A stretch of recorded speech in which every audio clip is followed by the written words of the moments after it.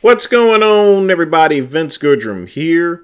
It is Saturday evening, and just wanted to elaborate on a question that was asked of me in regards to what I thought about Big Lenny's comments in regards to the minimum wage. And it sounds like to me that the great one needs to educate Big Lenny. And I'm going to make this quick because I'm pretty tired. Now, Big Lenny thinks that minimum wage should be eliminated. That there's no reason to actually have it there. Guess what? You are wrong. Wrong. Now, let me give you a background as far as minimum wage is concerned, Big Lenny, and I'll explain as to why there is a minimum wage to begin with. So, before minimum wage, a lot of companies would exploit workers.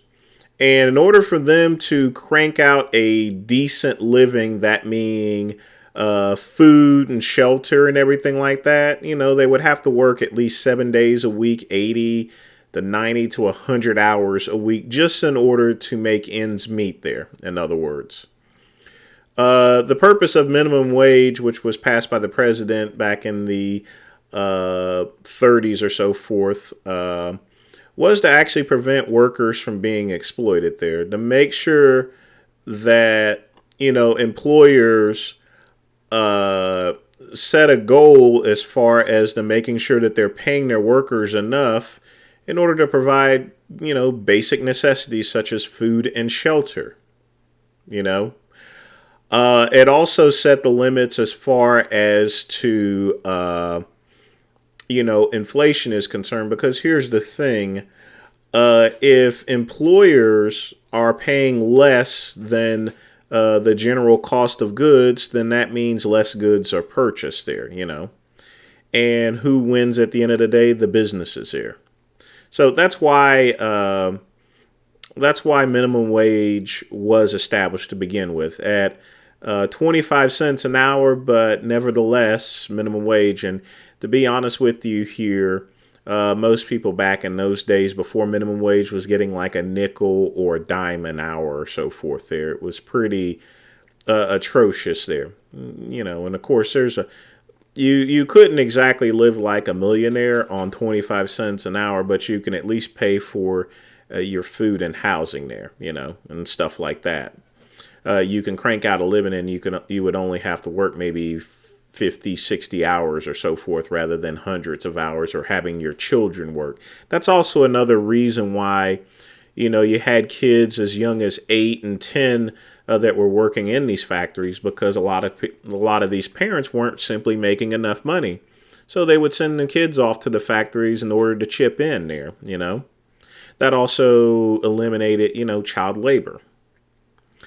Now, as far as today is concerned, we've been set at minimum wage at $7.25 since, I would almost say, 2006, 2007. Minimum wage has not changed whatsoever. And it's part of the reason for the recession itself there. You see, when it comes to minimum wage, it doesn't so much mean that someone's getting paid, $7.25. There are still people that get paid $7.25, but it sets a cutoff for any type of negotiations for additional pay. In other words, pay raises and hikes are pretty much stagnant there. Okay. And that drives down the economy there, simply because if people are having to work extra hours and are not making enough in order to make ends meet, then that means they're spending less on luxury items there, such as cars, such as houses, as well as investing and in savings and stuff like that there. It drags everything down there as far as the economy is concerned. It's the same thing in returns to student loans there. Our government collects over $16 billion just on interest on those student loans. Most people would have already paid off their student loans by now. The problem is that Congress every single year raises the interest rates here. Most people have paid their loans off 2 to 3 times over, and they still owe the same amount because of that. And they would have never missed a payment, or went into default or anything like that. It's really dependent upon how their loans are structured. A lot of these loans that are structured, they're set up to fail, in other words here. Now, some people say, well, they shouldn't have went and got an education to begin with there. And, it's important that we always strive to be beyond ourselves here. And in any event, if people looked at money as a factor of getting an education, we would have no doctors, we would have no teachers, we would not have any engineers or anything, okay? You're not going to go to college and automatically have almost $50,000 to $100,000 here. Period. So that's the purpose of the loans, because school is very expensive, and it's very important that we have people that can do these jobs here. Okay, not everyone can go to trade school. Otherwise, we'd have a bunch of mechanics here.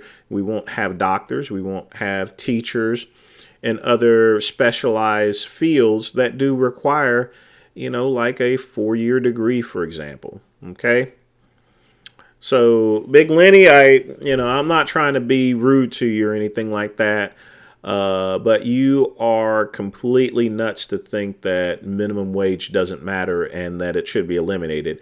I would suggest you go back through your history books and read over the Great Depression and the Dust Bowl, and you'll actually come to the same conclusion as far as to why there should be minimum wage there, period.